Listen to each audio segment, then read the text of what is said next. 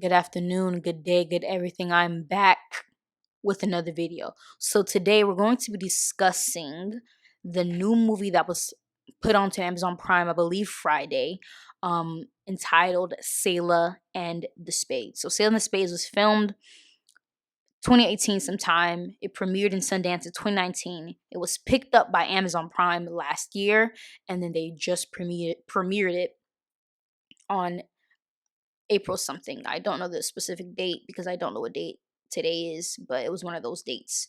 And so it's a teen movie, and Rotten Tomatoes describes it as, here's a description on Rotten Tomatoes. It's 17-year-old Selah Summers runs the most dominant group, the Spades, with unshakable poise, as they cater to the most classic of vices and supply students with coveted illegal alcohol and pills. That's the Rotten Tomatoes description. On IMDb, the description is, at the head of the most powerful faction, the Spades, sits Selah Summers, walking the fine line between being feared and loved. So when I first saw the commercial, I already know I was going to watch it because this is the first teen movie that I have seen in years with a brown skin, dark skin lead. I gasped. I said, huh? I said, tu dis quoi?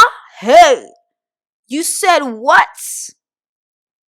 Okay, so off the strength of the representation alone, the one dark skin character. Anyways, well, there are others, but anyways, off of the strength of the casting alone, I said I'm gonna watch it.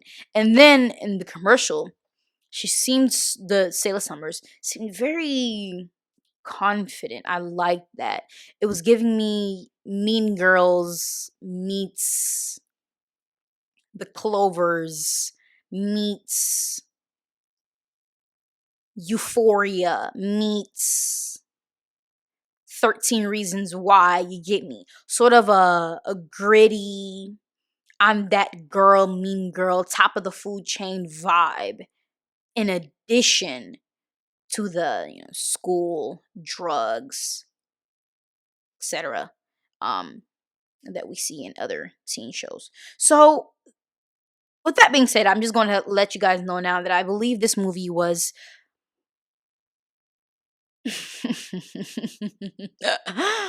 I wouldn't say a catastrophe. That might be overdoing it. This movie was one of the most misleading, confusing misses that I have seen in a little minute. This movie fell so short that it's scary. All right. So, obviously, I want to start off with some positives about the movie. So, first of all, the cinematography, quite delicious, quite moving, quite the way the camera work is a little different than what we were used to. So nowadays, when we think of teen movies, they're very, sorry, I just got a message. But when we see teen movies, they're all, there's always there's this new style of filmmaking that we are seeing now, which is very picturesque, beautiful colors and sort of like a moonlight, right? Where the cinematography there was so pretty, so airy, so 2010s. It was just beautiful. Or you go to Euphoria, that kind of the kind of cinematography that will inspire feelings in you that the dialogue alone wouldn't be able to give you, right? Imagine the Moonlight, the movie, without all the beautiful effects they gave it. It would still be a good movie, still be a classic, but it wouldn't be Oscar. Well, okay, maybe it still would be Oscar winning because that movie was fantastic, but it wouldn't be as highly regarded because the cinematography is just as important to that movie being one of the best movies of the 2010s and the best movie in the Oscars that year. The cinematography is one of the biggest reasons, just as much as the dialogue and the acting and the casting was, right? Same thing with Euphoria. I really like Euphoria. I think the cinematography is the best part of Euphoria, but that's not really the point. And same thing with Euphoria. Like if Euphoria was shot like Grey's Anatomy, one of the worst cinematographies I think on television. But I'm not gonna go on a rant about Grey's Anatomy. Anyways, um, imagine if Euphoria was shot like Grey's Anatomy. There would be riots in the streets. There would be riots because it wouldn't match up to the caliber of the dialogue and the makeup and the fashion they have in Euphoria, right? So what I liked about Selah and the Spades is that the cinematography is nothing like those at all. It's very unique. It sort of gave me, how in Ozark it's very dark. For some reason, they seem like they shot all the scenes at 6 p.m. They're like, all right, 6 p.m. roll call. We are filming and go. 6 p.m. every day. I guarantee you. That's exactly what it felt like. 6 o'clock. 6 o'clock calls every single day. So in Ozark, there's a consistent theme of darkness, right? Not darkness necessarily blackness, but darkness in the cinematography. They use a lot of grayscale, a lot of greenish hues, which gives the aura of loneliness and mystery and nature, right? And so Syl and the Spades appears to want to do something similar, but in the opposite way. Whereas Ozark is has very modern, sad, lonely feel to it. Syl in the Spades feels more. It feels like a 2000s movie, a movie where if it was opening night at a theater and it was Selah and the Spades, there'd probably be Mean Girls. I don't know, some other movie that came out in 2000s, but it probably like Mean Girls and maybe Titanic or something. These obviously did not come out the same year. Well, no. Yeah. Anyways, these movies didn't come out the same years, but you get what I'm saying, like in that time frame, right? Because it's very dark, but something about the graininess of the cinematography lends to something different.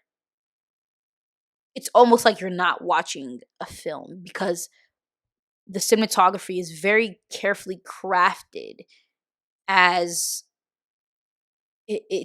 as something that's a little bit more tangible and closer to home than something like Euphoria. Like when I'm watching Euphoria, I feel connected to the characters and everything, but I know I'm watching TV because it's just so beautifully done.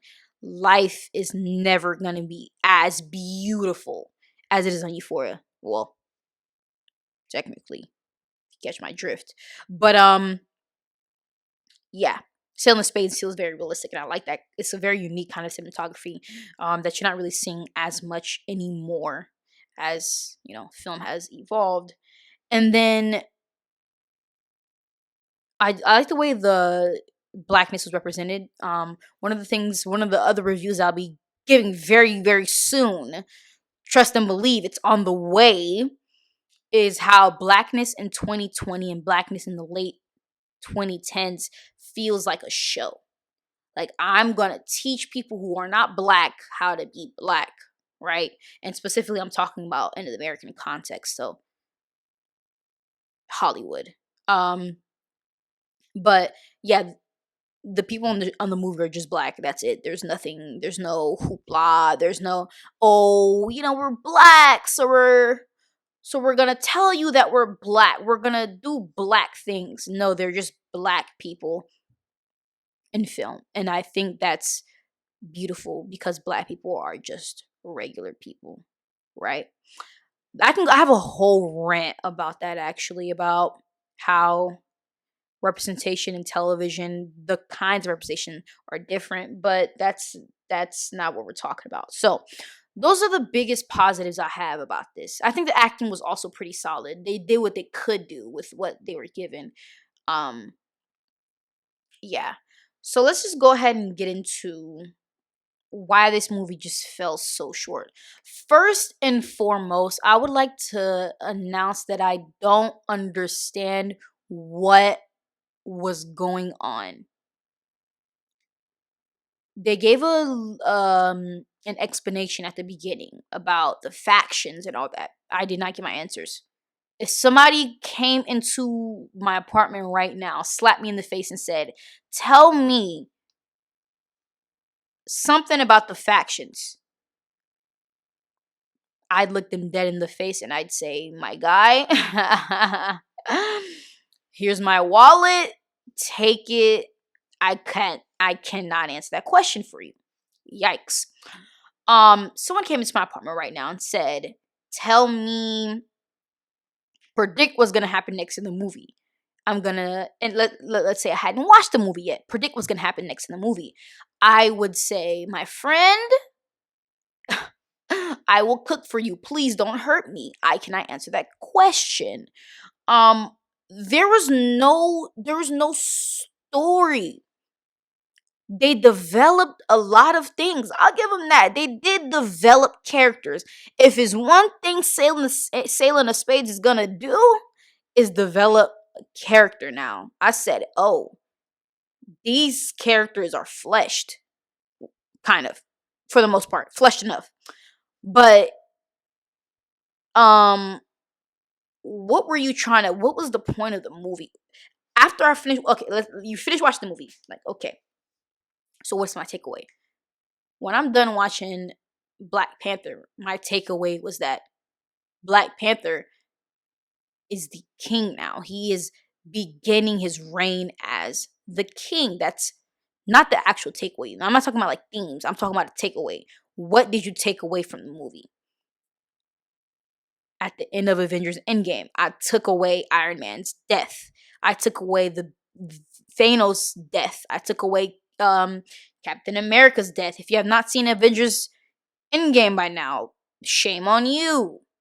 Anyways, so if that was a spoiler, I'm so sorry. I apologize. But what did I walk away with? Not theme wise. I'm not saying, I walked out of Selma and I learned about and I walked out of Selma feeling grateful, right? I'm not talking about emotion. I'm talking about straight away. Somebody said, give me a one-liner about what you walked away from the movie with. I could not answer that for Sailing the Summers because I said Sailing the Summers. That's not even what it's called. Sailing the Space, because I don't know what happened. It was giving me one story and another story. Mom going to college. Da da da da da da. Mom being evil. Expel. Boom boom boom boom. If you haven't seen the movie, I'm not gonna spoil it for you. I'm just gonna say things that could mean anything. But all these different things were happening in the movie, no follow up, no conclusion, nothing. There were no answers as to why they were in the movie. Like, what did I gain from this? What they should have done, if they were going to do if they wanted to be ambiguous and mysterious, which I understand because it was an independent movie, it was our first movie, so I'm trying to not be as harsh because your first movie is not going to be perfect. And again, as somebody who's never produced a movie, written, okay, but actually produced a movie, I can't talk that much smack. But when you walk away from the situation, what did you gain? I don't know. They just apparently is going to turn into a series. I think the series would be better if they got better writers, which is the second part. Obviously, I just said the story made no sense. There was no direction. I was confused. I watched the movie very closely. I don't know what happened. I'm so sorry. Two, the dialogue was weird. It was like they were giving wow. They were giving speeches every 10 minutes. Every character had a speech or two or three or four. My friends, I'm sorry. No. The whole Macbeth, Romeo and Juliet, it doesn't work in the situation. If that's what you wanted the movie to be, you should have developed the story a little better to reflect them going off on rants like that, right?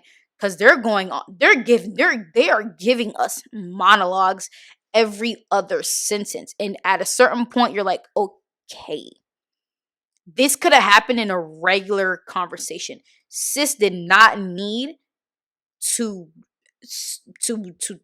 give us a declaration of independence just now. She could have said this to you and y'all could have went back and forth in a conversation.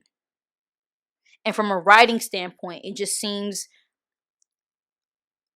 like someone's trying to force poetry into characters that don't need to be poetic, if that makes sense. Um and that really made me shake because it was often that they did that whole speech thing. And I think there's power sometimes in keeping things short as I speak into a 15-minute video. Yikes. And I think overall, I don't know. I don't see this having any cultural. Well, okay. It, this movie had all the inner workings to become a cult classic. Um, it could have been Mean Girls. Again, we don't want to be like the old movies. We want to be better. Always strive to be new. Always strive to switch it up in your art. That's one of my inner mottos for my art. But it could have been more. I saw where they were going. It just didn't go there. So I'm gonna wrap it up because it's getting long. But takeaways with the series, they need to get more writers and they need to let the monologues go. They need to understand where they're trying to go with the movie because it was too many different directions. What are you trying to do? What's the goal here? Oh, also one thing I didn't mention that I liked how wait, I can't say that's a spoiler. Never mind. Okay. Well, anyways, thank y'all for watching, and if you have any comments, drop them down below. And see you in the next video.